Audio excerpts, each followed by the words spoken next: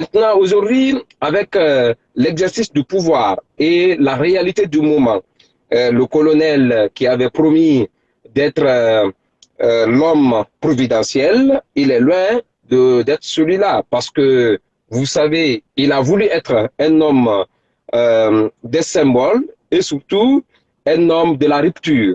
Mais très malheureusement, aujourd'hui, Mamadi Doumbouya est en train de devenir le parrain et surtout l'homme, il est à la fois aujourd'hui le parrain et le général de tout ce qu'on a repoussé hier, de tout ce qu'on a détesté, de tout ce qu'on a combattu. C'est-à-dire, c'est le favoritisme, le clientélisme et la médiocrité. Donc, ce sont des éléments qui refont surface aujourd'hui au cœur de l'État. Il y a lieu de dire que si hier il a suscité beaucoup d'espoir, cela commence aujourd'hui à s'arrêter. Il suffit de voir les sorties du colonel, il suffit de voir les accueils ou l'accueil que lui réservent certains citoyens de la capitale. Tous ces éléments devraient l'amener à comprendre que l'homme du 5 septembre n'est plus celui qui a soulevé des passions, qui a créé des émotions et surtout qui a nourri assez d'espoir dans le pays. Donc cela a cessé. Malheureusement, on constate encore que dans la nomination du gouvernement, le colonel, sans se rendre compte des réalités du pouvoir et sans comprendre même les mécanismes de la fonction de l'État, s'est vite empressé à dire qu'il ne va pas recycler. On savait que c'est un pays en déficit de cadre. C'est pas un problème qu'il a créé, mais c'est ça la réalité du pays. En Guinée, on a beaucoup plus de haut-parleurs que des gens qui savent faire, très malheureusement. Vous prenez la quasi-totalité des gens qui ont été nommés, m'a dit que je peux vous garantir, c'est des gens qui sont bardés de diplômes, c'est des gens qui ont des titres ronflants, mais c'est des gens qui nous consultent dans l'ombre. Je peux avoir le courage de le dire. Il y a des doctorants ou des docteurs, pour ne pas dire des doctorants, parce que ça, c'est quand tu es en situation de classe, il y a des docteurs qui sont dans cette équipe qui ne peuvent pas t'aligner 10 phrases sans au moins écorcher ou sans au moins faire des fautes. Ça, c'est une réalité. C'est des gens qui ne peuvent même pas faire des rapports, et des PV ou des simples rapports, des simples PV de réunion. Donc, malheureusement, le colonel a eu confiance à la nouvelle génération. C'est une marque de bonne volonté. Mais derrière cette bonne volonté se cache aujourd'hui un désespoir, se cache aujourd'hui une médiocrité et surtout se cache un favoritisme.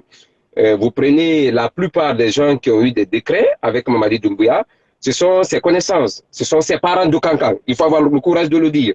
Il a beaucoup nommé ses amis, il a beaucoup nommé ses connaissances, il a surtout beaucoup fait pour la Haute-Guinée, contrairement à ce qu'on dit dans le pays, parce qu'il avait opté pour l'équilibre égalitaire du point de vue régional, du point de vue linguistique et surtout du point de vue religion. Mais malheureusement, tel n'est pas le cas. C'est quelqu'un qui est devenu l'héritier le plus parfait et le plus exemplaire d'Alpha Condé. C'est pourquoi d'ailleurs je dis, Mamadi Doumbouya et Alpha Condé, c'est blanc bonnet et bonnet blanc. Très malheureusement, c'est avec l'exercice de la fonction de président et surtout la pratique du pouvoir décrétal qu'on a su comprendre que Mamadi est loin d'être l'opposé d'Alpha. Aujourd'hui, c'est le frère jumeau d'Alpha Condé et c'est la gouvernance jumelle à tout ce qu'on a rejeté hier. Il n'y a pas de différence entre Mamadi Doumbouya et Alpha Condé. La seule différence, Mamadi Doumbouya, c'est pas lui le problème, c'est son entourage, il faut le dire. Mais je ne vais pas le dédouaner parce que c'est lui qui a choisi son entourage. Donc, sa responsabilité est engagée. Je ne doute pas de sa bonne foi. Mais très malheureusement, il est parti vite en besogne et il s'est mis dans une cour où il ne peut plus sortir. Mais aujourd'hui, les actes trahissent tout ce qu'il a pris comme engagement de départ. Ça, c'est la première observation. Sur le cas de Dansa Kourma, je pense que le CNT a été un piège. La charte de la transition, je veux dire, a été un piège pour les partis politiques. On a voulu la rupture. On est venu, on s'est jeté à quelqu'un qu'on ne connaît pas. On a fait confiance à Mamadi Doumbouya. Tout le monde a applaudi le coup d'État, le départ de Alpha Condé, même si les gens savaient que les régimes militaires ou les coups d'État ont toujours été des échecs ou ont toujours trahi la confiance populaire. Mais par manque de prudence et par manque d'intelligence de la part de l'opposition, ils se sont vus plonger dans le train, ils ont embarqué sans connaître la destination, ils ont applaudi Mamadi Doumbouya. Et malheureusement, aujourd'hui, la situation nous prouve autre chose. Donc, je ne peux pas en vouloir à Mamadi Doumbouya parce qu'il a soumis quelque chose qui a quand même connu une certaine approbation. L'ensemble de la classe politique, l'ensemble de la classe de la société civile a applaudi. On a parlé de la charte de la transition. Les gens n'ont pas lu suffisamment, même si à l'époque, j'avais dit que c'était vite aller en besoin pour la classe politique. J'ai des textes qu'on peut encore ressortir. Je dis que c'était très mal réfléchi d'applaudir Mamadi Doumbouya très tôt. Maintenant, aujourd'hui, il s'est donné les pleins pouvoirs. Il est plus fort qu'Alpha Condé parce que la charte lui donne les pleins pouvoirs.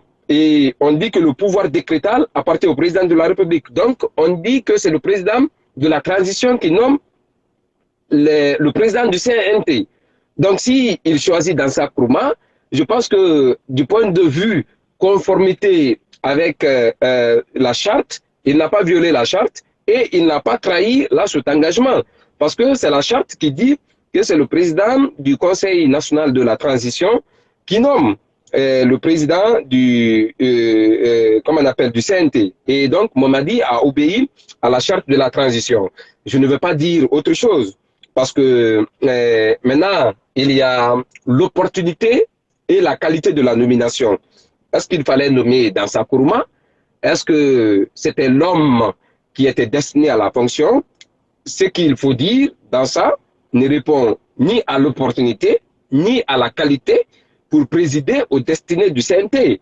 C'est un choix par défaut et c'est une erreur monumentale de la part du CNRD. Mais, encore une fois de plus, c'est un droit pour le président de la transition de nommer qui il veut, parce que la charte, au moins, lui accorde ce droit.